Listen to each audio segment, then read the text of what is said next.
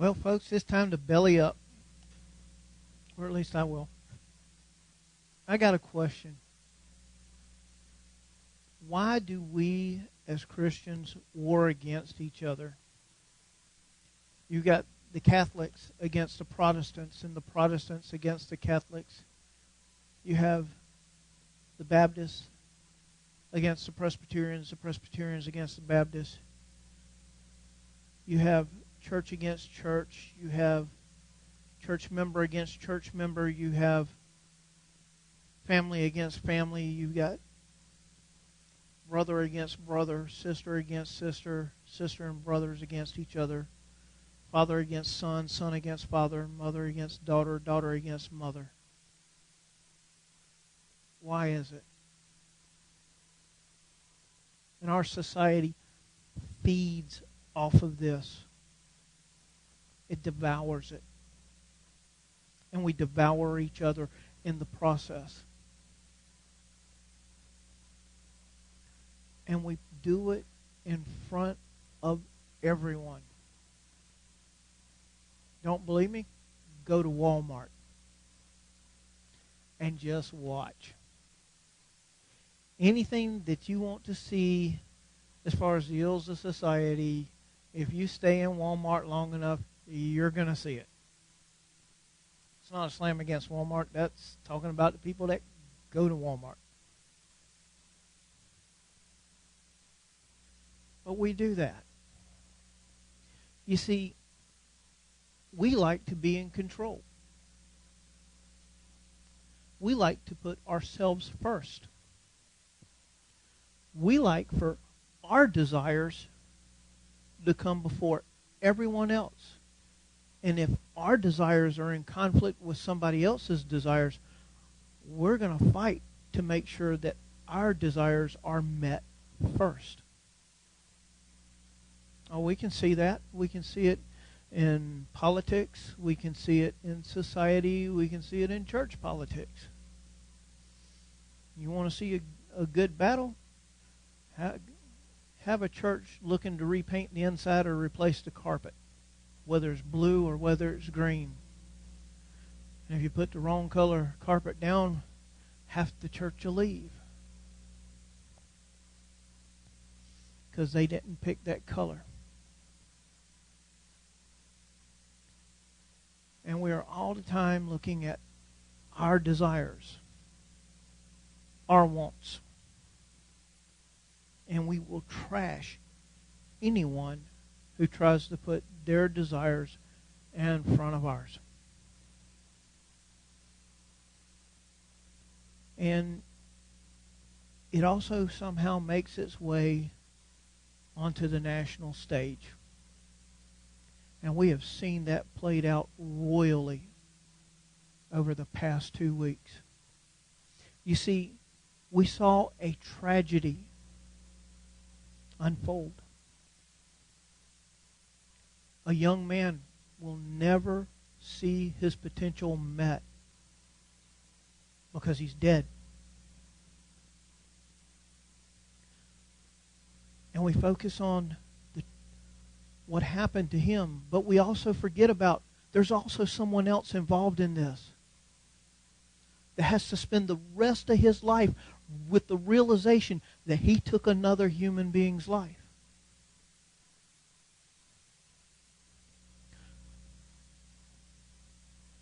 And we get people from all over the nation commentating on it, calling names.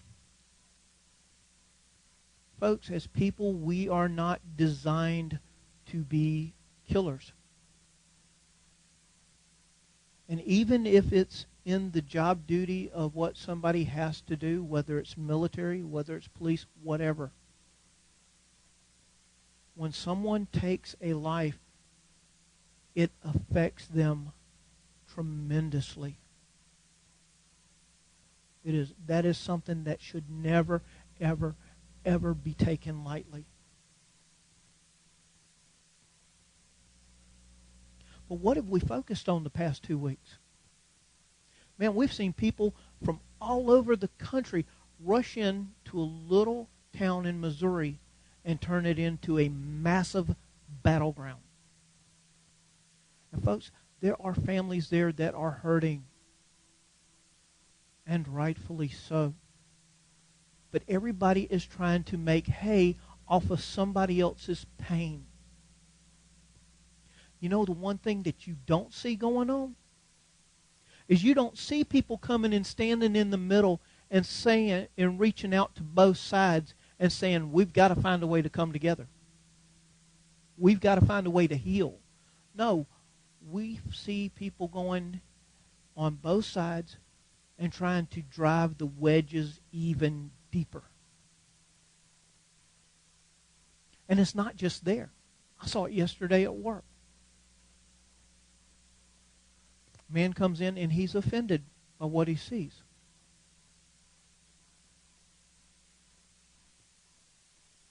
But he's offended by one side. And he was quite vocal about it. And I thought that it was sad because he refused to see the tragedy, the real tragedy. And the real tragedy is the tragedy that is within each one of us.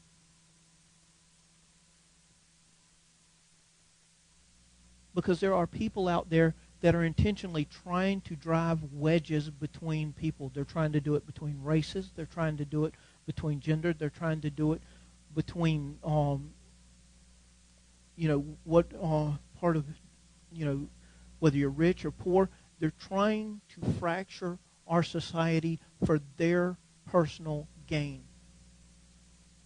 Do you think that they care about the young man's family who has to live on from here on out?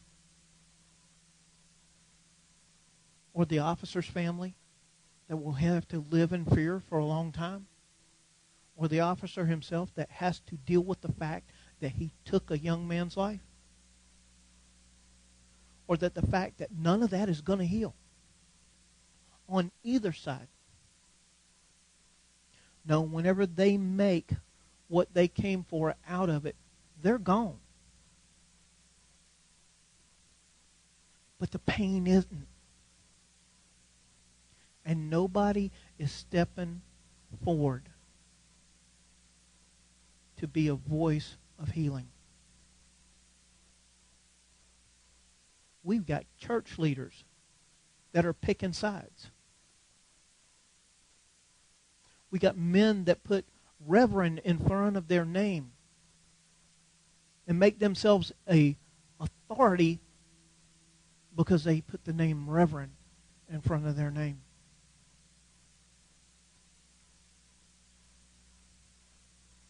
And whenever they have devoured the situation for everything that they can gain out of it, they move on to the next one.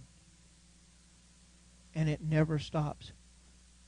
But they leave the tragedy in their wake.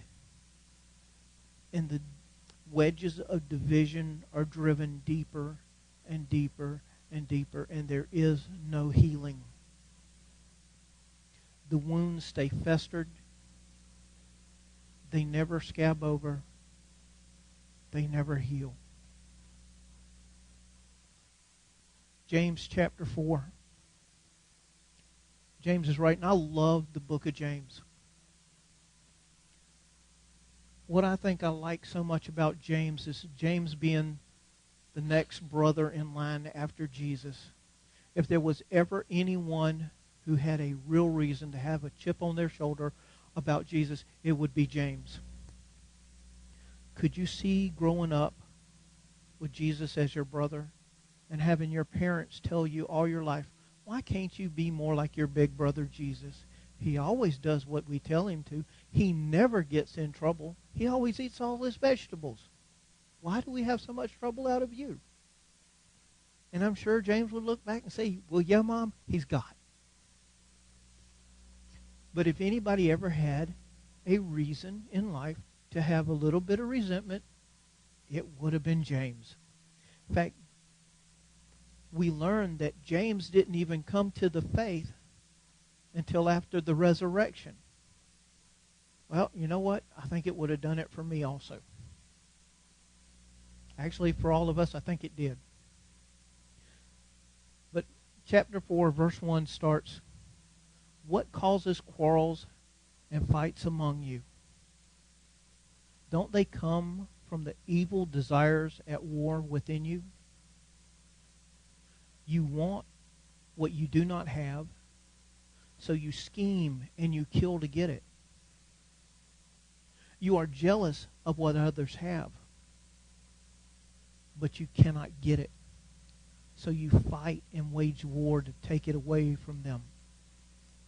Yet you do not have what you want because you do not ask God for it. And even when you ask, you don't get it because your motives are wrong.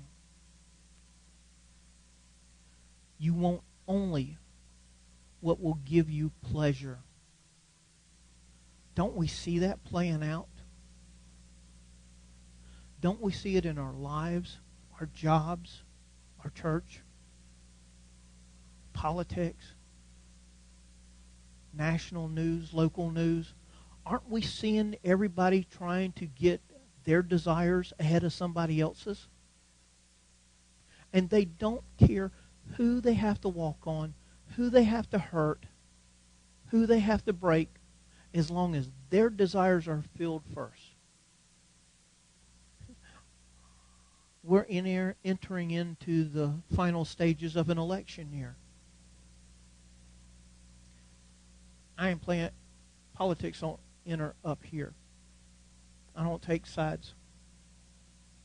But we're going to see some of the nastiest, some of the meanest, some of the most horrible treatment that a human being can give to another on television, commercials, the media, the newspapers, the radios, all for the sake of someone getting a vote. They don't care who they hurt. As long as they get their way, get what they want, beat the other person, nothing else matters. That's a sad state of society. But we are no different in God's house. We do the same thing. We want the prime position. We fight to be head deacon. We fight to lead this class or that. We fight for the positions within the church. So-and-so is not going to take our place.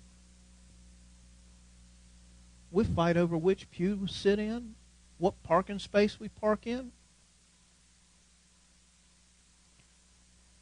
We get jealous over what somebody wears. We talk about people behind their backs. And we call ourselves Christians the whole time we're doing it. And we wonder why so many people quit coming to church. Why so many people have such a bad view of the church. We wonder why whenever we invite people to church, they won't show up. Can we blame them?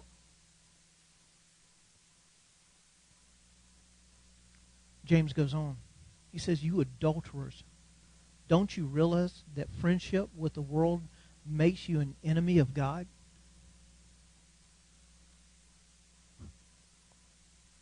I guess we don't. I guess we just don't see that our desires, having our own selfish way, makes us an enemy of God. But that's a hard hit right there. James ain't playing a game. He's telling us right off the bat. He called us adulterers. You know what? Spiritually, we are. We're worshiping idols. We're worshiping the idols of ourselves. We're putting ourselves before God. We're creating spiritual adultery. Because we want to have it both ways. We want to say we're a Christian, but we want to have all the fun that goes along with the things of the world.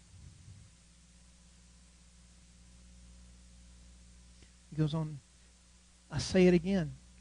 If you want to be a friend of the world, you make yourself an enemy of God. What do you think the Scriptures mean when they say that the Spirit of God has a place within us, is filled with envy? God's a jealous God, and rightfully so. He created us. We're His creation. We didn't create Him. We created that idol of ourselves that we put in His place, but we didn't create Him. He created us. And then we look back at Him and we say, well, this is how it's going to be. And He says, no. He says, I don't play that game. He says, if you're going to be like that, you're not of me.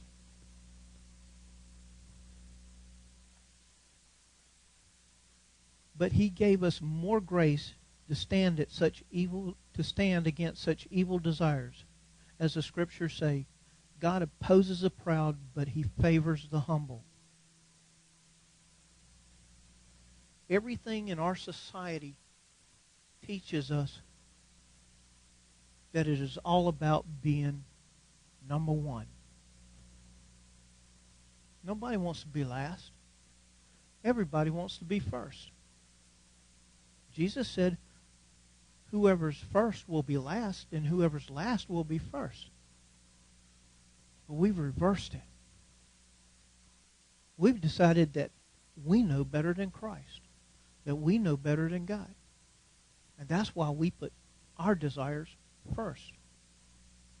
It's kind of like the old saying, he who dies with the most toys wins. Sorry, that's not true. He who dies, dies. He goes on, he says, so humble yourselves before God. That's a kick in the teeth, ain't it? Humble ourselves. Put something before our own desires. To put God first. Sounds easy. How easy is it on Monday morning whenever you go to your job? Not always easy, especially if there's somebody that you work with that's not easy to get along with. Sure can make life trying. And does. Next part says, resist the devil. You know, sometimes we need to take a real clear look at that mirror that we have, and that image. Sometimes what the image that's looking back at us is not the image that's made in God's likeness, but is the devil himself, and the devil within us. The devil that wants to have its own desires, that wants to put that distance between humbling ourselves and exalting ourselves. It says, and flee from him.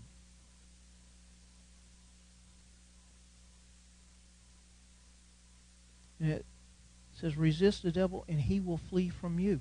Wow. So if we actually humble ourselves, the one thing we don't want to do, resist what the devil is doing to us and through us, and he'll flee from us. That's some pretty awesome power that God has. It says, come close to God, and God will come close to you. Sounds pretty simple. But where is that same God whenever we see these men of the cloth who go out there and stir division and stir hatred and pit us against each other? Where is God? He's supposed to be in them, but what we're seeing, it sure isn't. And where is it whenever we get in just as worked up as they do, and we start pitting one against another?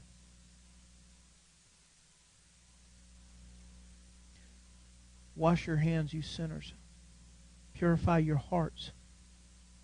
For your loyalty is divided between God and the world.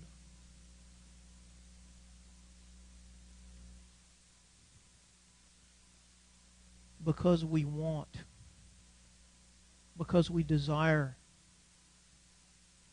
comfort, because we desire things, because we desire status, because we desire position, we drive a wedge between us and God.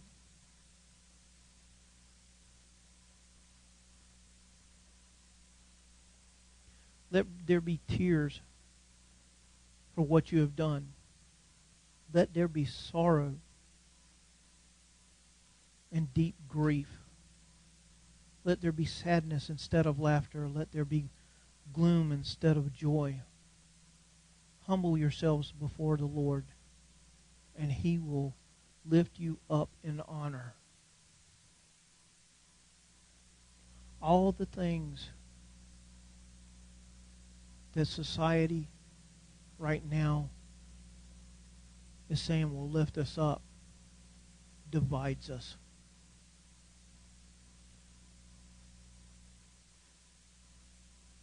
It tears us away from each other. It rips our souls from us.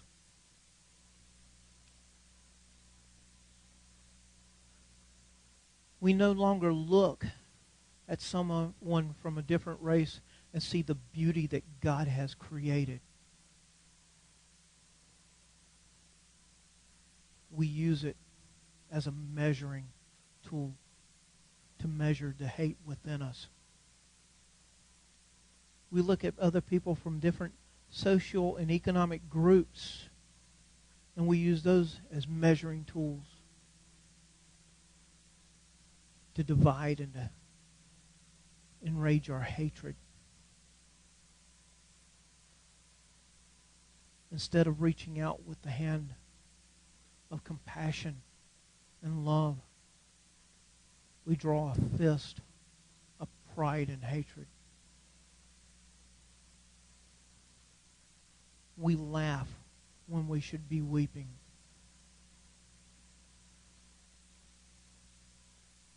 We have joy when our hearts should be broken.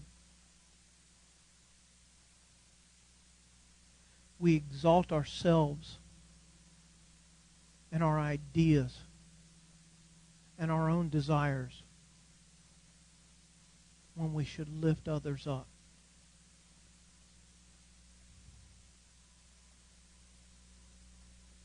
But if we took the moment, if we humbled ourselves, could we heal a community? We can never replace a life that is lost. Never. But we can put salve on an open wound to draw the pain away. We can have sympathy and empathy for those that are hurting. We can reach beyond the idealism of man and reach with the compassion of Christ. We could make a difference. We could heal a community. And we could bring something that this country has first and foremost in its name. We can bring unity. We could be united.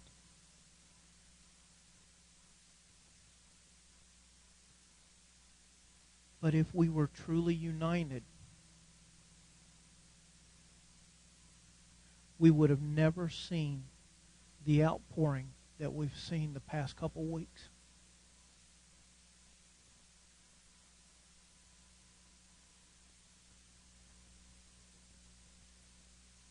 Instead of hearing the calls of hatred, the calls of racism,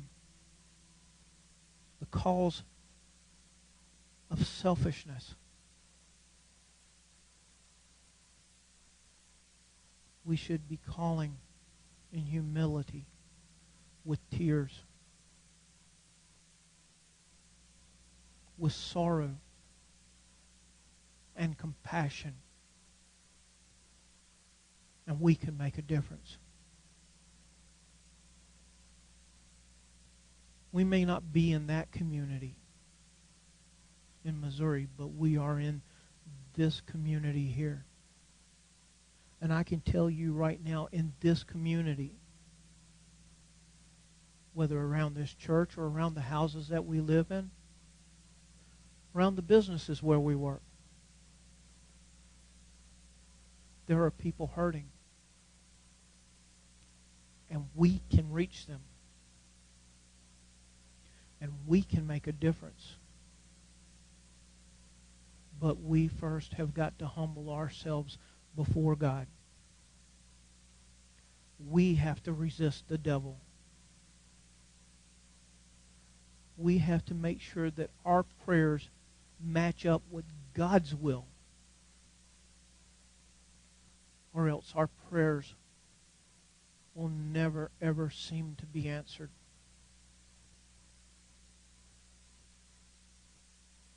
We don't have to change this shell on the outside. We've got to change this heart on the inside. This shell on the outside, you can do a lot of different things to it, but it's still going to be the same. But you can change that heart on the inside, and it don't matter what this outside looks like.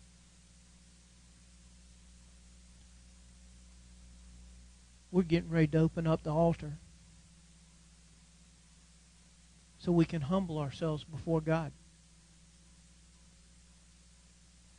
And we can take our desires and leave them at the altar. And we can take